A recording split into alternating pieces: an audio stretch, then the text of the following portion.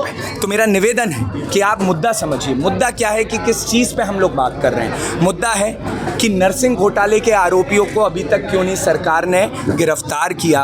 वो कहाँ है यूनिवर्सिटी के लोग, कहाँ है वो रजिस्ट्रार, कहाँ है कार्रवाई। आप क्यों जनता के और आने वाले भविष्य को बर्बाद करने में लगे हैं, क्योंकि ये लोग रक्षक की जगह भक्षक बन चुके हैं। ये सपना दिखाते हैं, साधन नहीं देते हैं। ये सपना दिखा के झूठ बताते हैं, पर उस झूठ को ऐसे परोसते हैं कि जनता और युवा उनकी बातों में आ जाता है। पर जब साधन देने की बात आती है तो आज साधन में हालात इतने बुरे हैं कि आपको याद होगा कि नर्सिंग में उन्होंने मात्र एक कमरे के अंदर परमिशन दे दी।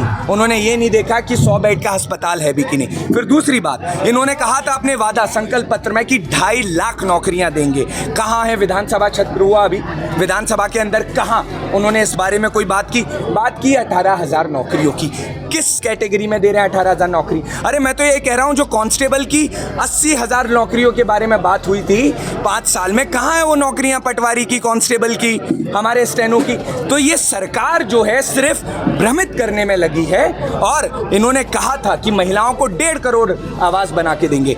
ना तो ये आवास की बात करते हैं, ना ये नौकरियों की बात करते हैं। तो आज हम 30 तारीख को मुख्यमंत्री जी का घेराव करके ये बताना और ये चेताना चाहते हैं कि युवा यहाँ का जागने लगा है। अब युवा क्रांति करने लगा है, युवा अपने हक की बात कर रहा है। और हम कोई वहाँ पर जाके हंगामा नहीं कर रहे हैं, हम कोई वो कार्य नहीं कर रहे हैं जिससे इनके कार्य में बाधा है। हम अपना हक मांग रहे हैं और हक मांगने का हक संविधान ने हमें दिया है और वही हक हम 30 तारीख को मांगने जा रहे हैं, जिसके लिए ये जो चाहे प्रयास करें। पर ये यूथ कांग्रेस है, इसने तब भी जिम्मा उठाया था, आज भी जिम्मा उठाया है कि हम अपनी लड़ाई को जारी रखेंगे।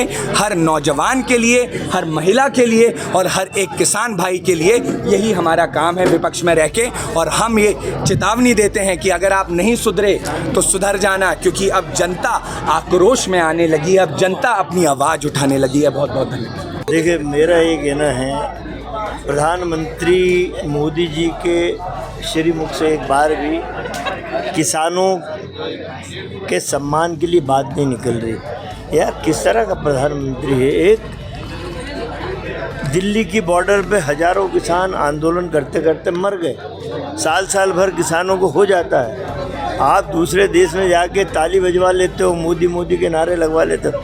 अरे उन किसानों के बीच में एक बार चले तो जाओ, वो किसान तुम्हें साधुवाद देंगे और तुम्हारे भविष्य के लिए नई योजनाएं देंगे कि किसान कैसे समृद्ध हो सकता है, किसान कैसे।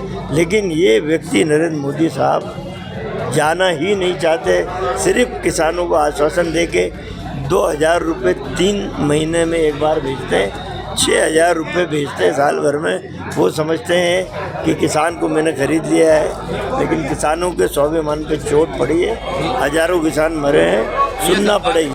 नौजवान भी आप देखिए कि देश में बुरी तरीके से भटक रहा है, अंधकार में भटक रहा है, किसान तो भटक ही रहा है। महंगाई इतनी ज़बरदस्त है, अराजकता है, अडानी और अंबानी अमीर होते चले जा रहे, मेरे देश का किसान गरीब होता चला जा रहा, कर्ज में डूबता चला रहा। ये भयावह स्थिति हमारे देश में बनी हुई है और मैं समझता हूँ कि एक हिंदुस्तान के सच्चे नागरिक को अपनी सरकार को चेताना चाहिए कि माननीय प्रधानमंत्री जी युवाओं की तरफ, किसानों की तरफ ज़रूर देखिए। और देश में आप दूसरे देशों में डंका बजाते फिर रहे 2-4 हज़ार आदमी, जिस देश में जाते हो पहले भेज देते हो कि मोदी मोदी के नारे लगाएं। पोलैंड और यूक्रेन की यात्रा के बाद मैंने अपने भाषण में कहा कि मेहरबानी करके मणिपुर आ जाना, मणिपुर आज भी जल रहा है, लेकिन मेरे प्रधानमंत्री के मुँह से एक शब्द नहीं निकला।